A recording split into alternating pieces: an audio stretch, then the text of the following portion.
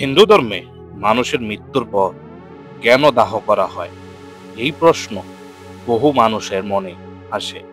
আসলে এর পিছনে লুকিয়ে আছে গভীর শাস্ত্রীয় ব্যাখ্যা আর আধ্যাত্মিক শক্তি।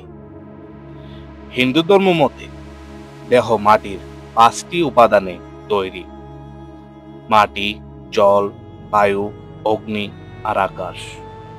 এই 5টি উপাদানে গঠিত।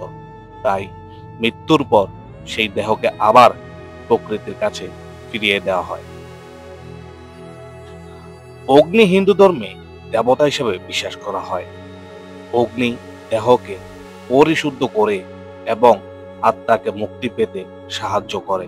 যখন দেহ অগ্নিতে ভস্ম হয়, তখন আত্মা শরীরের বন্ধন থেকে সম্পূর্ণ মুক্ত হয় এবং পরলোকে যাত্রা শুরু করে।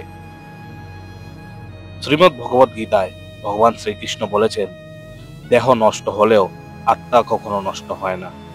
তাহলে শুধু দেহকে প্রকৃতিতে ফিরিয়ে দেওয়া হয়, কিন্তু আত্মা তার যাত্রা অব্যাহত রাখে। মানুষকে বোঝানো যে দেহ নশ্বর আর আত্মা অমর। তাই জীবিত অবস্থায় সৎকর্ম করাই আসল ধর্ম। হিন্দু ধর্মে মৃতদেহ পোড়ানো মানে শুধু একটি আচার নয়, এটি আত্মার মুক্তির পথ, প্রকৃতির কাছে ফিরে যাওয়ার সত্য আর জীবিত মানুষকে স্মরণ করিয়ে দেয় শিক্ষা যে সবকিছু ক্ষণস্থায়ী, শুধু আত্মায় চিরন্তন।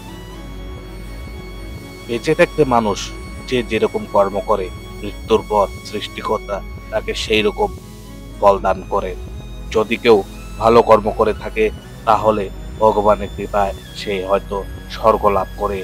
আর যদি সে পৃথিবীতে বেঁচে থাকে খারাপ কাজ করে, তাহলে সে নরকে গমন করে।